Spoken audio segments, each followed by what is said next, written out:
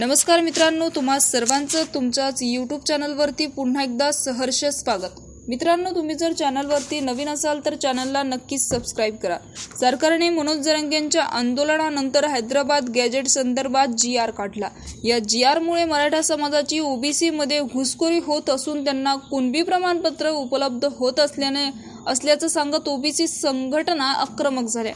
छगन भुजबळ यांनी या GR ला विरोध करत आक्रमक भूमिका घेतली आहे। मनोज जरांगेंच्या आंदोलनाला सर्वाधिक प्रतिसाद बीड जिल्ह्यातून मिळाला।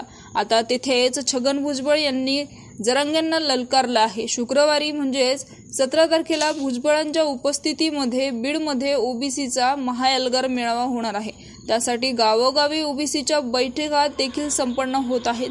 या मेळाव्यासाठी आमदार धनंजय मुंडे, गोपीचंद पडळकर, लक्ष्मण हाके हे देखील उपस्थित राहणार आहे। या मेळाव्यासाठी मंत्री पंकजा मुंडे यांना देखील निमंत्रण देण्यात आले होते, मात्र त्या उपस्थित राहणार की नाही याची माहिती समोर येऊ शकली नाहीये।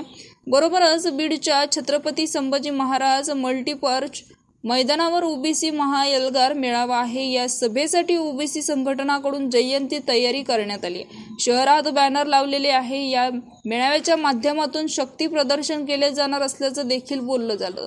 दरम्यान बीडमध्ये महाएल्गार सभेला जे नेते जातील त्यांच्या विरोधात मराठा समाज मतदान करेल असा इशारा मनोज जरांगे पाटील यांनी दिलाय। आगामी स्थानिक स्वराज्य संस्थेच्या निवडणुकीत मराठा समाज हा सभेला उपस्थित राहणाऱ्यांच्या विरोधात भूमिका घेईल।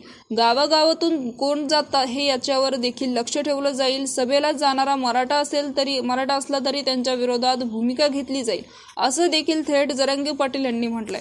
तर मित्रांनो, याविषयी तुमचं मत कमेंट बॉक्समध्ये नक्कीच कळवा आणि चॅनलला नक्कीच सबस्क्राइब करा।